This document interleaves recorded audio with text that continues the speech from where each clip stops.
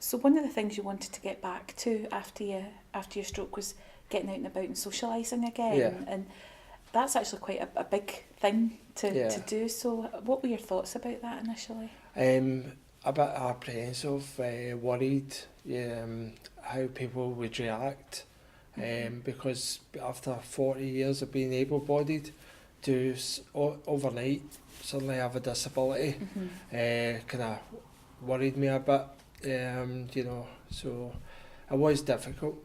Yeah, quite a big thing to Yeah. to do. Before did the OT make some suggestions? You were saying in the hospital before you left, she made some suggestions for you to She try. did. One of the things she mentioned after having a stroke was to actually socialise and get out doing the stuff that I used to do. One of the things were like pictures. I like to go to the cinema, and I was really worried. But once I'd done it, I was I was thinking I shouldn't have worried about it because it was really not a big deal. But it's the initial steps. Actually, the thought of even going out the door was a bit apprehensive. And the first time you went out, did your wife go with you the first time, or did you do it yourself? Unfortunately, yes. She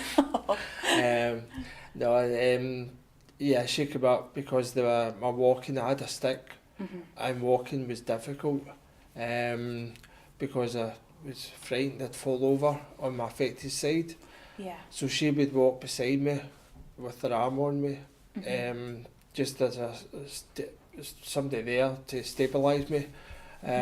Done that, and over time it got a lot easier. Yeah. And I know one of the big things for you was that you were a driver before your stroke, and with your job, driving was a big part of your job, and for getting out and about and socialising too. So for the first year, you weren't driving. That's right. So how were you getting out and about? Basically, I had a bus pass, and it's like free travel.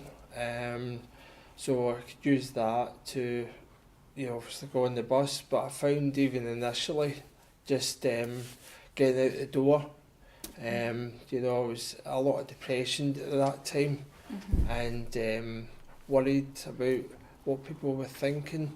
But as I say, the stability as well, just to get to the bus stop was even a challenge in itself. Yeah, how did you pace yourself with that? One step at a time. Yeah, I tried walking round the block initially. My wife and myself would walk up to Asda, but I would want to go like first thing in the morning, like 7-8 o'clock, so no one was about.